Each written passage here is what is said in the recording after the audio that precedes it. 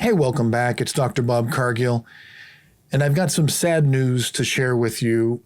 Word out of Israel is that Professor Amnon Ben-Tor, the legendary archaeologist, has passed away. And I want to share with you just a short story that might convey to you just what a funny, interesting man Professor Ben-Tor was. Now, keep in mind, there are many people who studied with him and certainly knew him a lot better than I did, but this was my first interaction with Amnon Ben-Tor, and I just want to share it. I was digging at Tel Hazor in 2006 with one of my colleagues, Kyle Keimer. Many of you know him. And we were eating breakfast together, and I was sharing with some of the other volunteers who had never been to Masada about the movie that you have to watch before you go into the gondola to go up to the site. And I was conveying my opinion that this movie that you have to watch is a little dated. It's a little overdramatic. It needs some work. They should probably update it.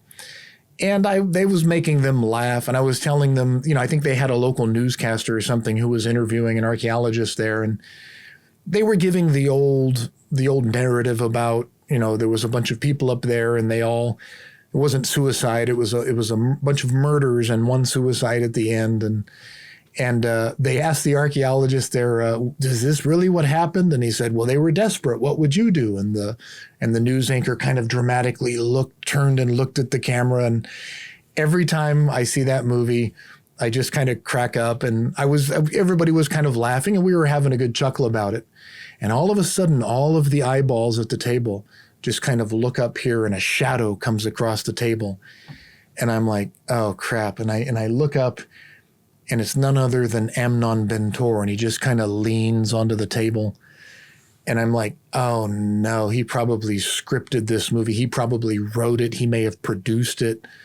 And here I am making fun of it. And I'm like, oh, and he looks down at the table and he says, what did you say about that movie? And I'm like, oh, he's going to bust me in front of everyone. And I said, I'm just trying to back out of it as quickly as I can. And I said, I was just sharing my opinion on the movie there. What did you say about that movie? And I just got to eat it.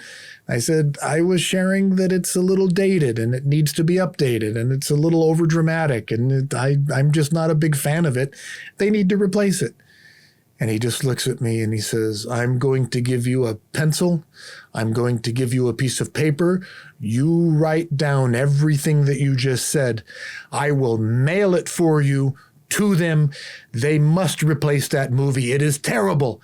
And I was like, oh, thank God. Oh, I was so relieved. And you just hear a collective, everybody just exhales at the table at once, everybody. And I was like, oh, and he scared the crap out of me. I just thought he was going to bust me, but that was him. He was this intimidating, legendary archaeologist. Everybody respected Amnon Ben-Tor.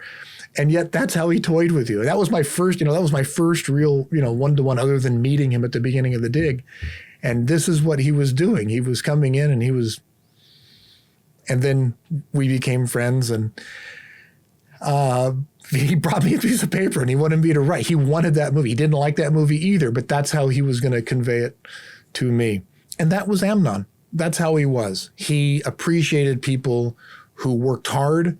He appreciated people who invested, especially those people who invested work in his site at Tel Hazor. And he was smart.